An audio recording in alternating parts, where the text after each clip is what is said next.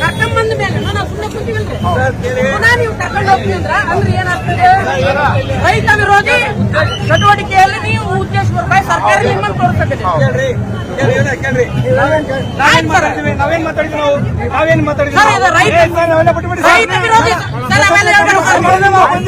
ಪಕ್ಷಾಧಿಕಾರಿ ಅಲ್ಲ ಇದು. ನೀವು ಮಾಡ್ತಕ್ಕಂಥದ್ದು ಪಕ್ಷಾಧಿಕಾರಿ ಮನವಿ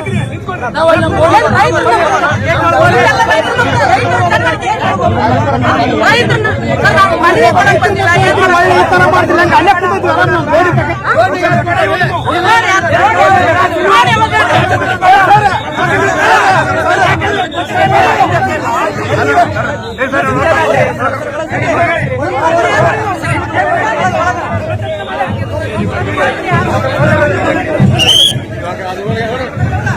ನಮ್ಮನ್ನ ಯಾರು ಮಾಡ್ಕೊಡ್ಲಿಲ್ಲ.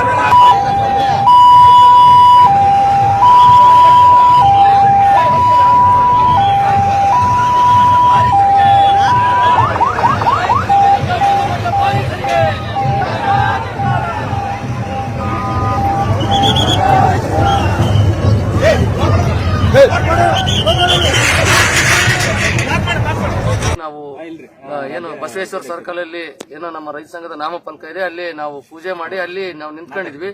ಅಲ್ಲಿದ್ದವ್ರನ್ನ ಕೊಪ್ಪಳ ನಗರ ಪೊಲೀಸ್ ಠಾಣೆ ಇನ್ಸ್ಪೆಕ್ಟರ್ ಮತ್ತೆ ಕೊಪ್ಪಳ ಡಿವೈಎಸ್ಪಿ ಅವರು ಇಬ್ರು ಬಂದು, ಇಲ್ಲ ನಿಮಗೆ ಮನವಿನ ಮುಖ್ಯಮಂತ್ರಿಗಳು ಅಲ್ಲಿ ಇದು ಬಸ್ ಸ್ಟ್ಯಾಂಡ್ ಹತ್ರ ಕನಕದಾಸ ಇದು ಮೂರ್ತಿ ಪ್ರತಿಷ್ಠಾ ಇದು ಅನಾವರಣ ಏನೈತಿ ಉದ್ಘಾಟನೆ ಐತಿ, ಅಲ್ಲೇ ನಿಮಗೆ ಕೊಡಿಸ್ತೀವಿ ಅಂತ ಹೇಳಿ ನಮ್ಗೆ ಹೇಳಿ ಕರ್ಕೊಂಡು ಬಂದು ಅಲ್ಲಿ ಬಂದಾದ ನಂತರ ನಮ್ಮನ್ನ ದುರುದ್ದೇಶದಿಂದ ಇವು ನಮ್ಮನ್ನ ಇವತ್ತು ಒಂದು ಬಂಧನ ಮಾಡಿದ್ದಾರೆ. ಇದಕ್ಕೆ ಮೂಲ ಕಾರಣ ಏನಪ್ಪಾ ಅಂದ್ರೆ ಸ್ಥಳೀಯ ಶಾಸಕರ ಮತ್ತು ಸಂಸದರ ಎರಡು ಮೂಲ ಸಮಸ್ಯೆಗಳಿದಾವೆ. ಇಲ್ಲಿ ಏನಿದಾವೆ ಅಂದ್ರೆ ಮೊದಲನೇದಾಗಿ ಅವರ ಗಣಿಗಾರಿಕೆ, ಎರಡನೇದಾಗಿ ಕಾರ್ಖಾನೆದು. ಇವೆರಡು ಸಮಸ್ಯೆಗಳು ನಮ್ಮ ಮನವಿಯಲ್ಲಿ ಇರೋದ್ರಿಂದ ಇವರದ ಒಂದು ಏನು ವೈಫಲ್ಯ ಸರ್ಕಾರದ ಮುಂದೆ ಸಿದ್ದರಾಮಯ್ಯ ಅವ್ರ ಮುಂದೆ ಇಡ್ತಾರಂತ ಹೇಳಿ ಇವರು ಉದ್ದೇಶಪೂರ್ವಕವಾಗಿ ಪೊಲೀಸ್ ಇಲಾಖೆಯನ್ನು ಬಳಸ್ಕೊಂಡು ಇವತ್ತು ನಮ್ಮನ್ನು ಬಂಧನ ಮಾಡಿದ್ದಾರೆ.